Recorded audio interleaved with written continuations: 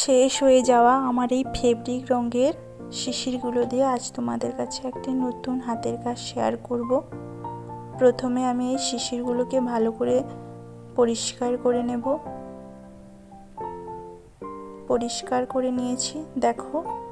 পরিষ্কার করার পরে এর মধ্যে আমি চায়না বল দেব। এগুলোকে আমি ভালো করে আগে ভিজিয়ে রেখেছিলাম। তো এই বলগুলো দেওয়ার পরে শিশিরগুলো দেখতে কত সুন্দর লাগছে। আমি একে একে সবগুলো শিশিরে ভরে নিয়েছি। এরপর এই ছিপিগুলোকে ভালো করে কালারিং করে নেব। এগুলো সাদা রঙের ছিল, তাই দেখতে ভালো লাগতো না, তাই আমি সবগুলোকে কালারিং করে নেব। আমি সবগুলো ছিপিকে সুন্দর করে রং করে নিয়েছি। এরপর এগুলোকে ফুটো করব। তো ফুটো করার জন্য আমি হাতুড়ি ও পেরেকের ব্যবহার করেছি। সবগুলো ছিপিকে ফুটো করে নিয়েছি। এই কার্ডবোর্ডটাকেও আমি একইভাবে ফুটো করে নিয়েছি। এরকমের লাইলনের দড়িগুলো লাগবে, যাতে ভারী জিনিসটাকে ঝুলিয়ে রাখতে পারে। এরপর ভালো করে ছিপির সঙ্গে দড়িগুলো বেঁধে নিয়ে শিশিরের সঙ্গে লাগিয়ে দিলাম। এইভাবে আমি একে একে সবগুলো করে নেব।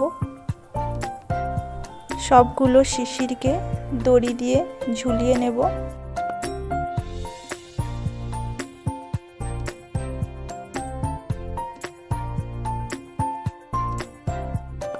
আমার এই ছোট্ট আইডিয়াটা তোমাদের কেমন লাগলো তোমরা অবশ্যই আমাকে কমেন্টে বলবে। যদি ভালো লাগে তবে অবশ্যই লাইক করে রাখবে। দেখো, আমি একে একে সবগুলো করে নিয়েছি। এরপর আমি বোর্ডটাতে ঝোলাবো।